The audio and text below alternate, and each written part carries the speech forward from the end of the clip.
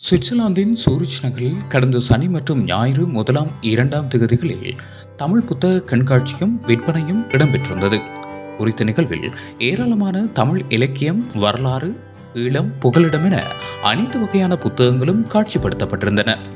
வாசிப்பு என்பது நம்மவர் மத்தியில் மறைகி வரும் நிலையில், குறிப்பாக புலம்பெயர் தமிழ் சமூகத்தின் மத்தியில் மந்தமாக இருக்கும் வாசிப்பை ஊக்குவிக்கும் வகையிலும் இவ்வாறான புத்தக கண்காட்சி மற்றும் விற்பனை மேற்கொள்ளப்படுகின்றமை சிறந்த ஒரு விடயமாக பார்க்கப்படுகிறது.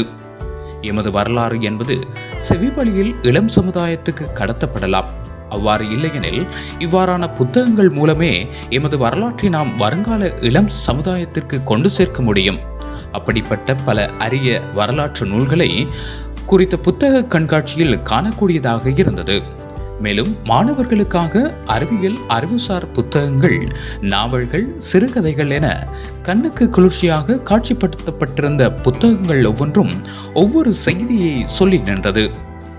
வரலாறு என் வழிகாட்டி என்ற எம் தலைவனின் கூற்றுக்கிணங்க, எமது வரலாறுகளை நாமே அறியாமல் எவ்வாறு அடுத்த தலைமுறைக்கு கடத்த போகின்றோம் என்கின்ற கேள்வி நம்மில் பலருக்கு உண்டு.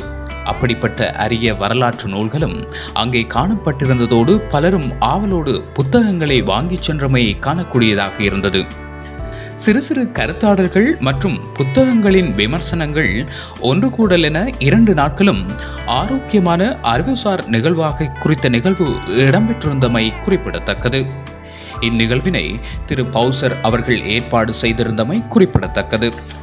குறித்த நிகழ்வுக்கு வருகை தந்து ஆதரவு தந்த அனைவருக்கும் நன்றி கூற கடமைப்பட்டுள்ளதோடு சுவிஸ் தமிழ் ஊடகத்தின் சார்பில் வாழ்த்துக்களும் நன்றிகளையும் தெரிவித்துக் கொள்கின்றோம். இதுபோன்ற சுவிட்சர்லாந்தில் நடக்கும் தமிழர் கலை கலாச்சாரம் சம்பந்தமான நிகழ்வுகளை எமது ஊடகத்தில் பிரசுரிக்க எம்மை தொடர்பு கொள்ளுங்கள்.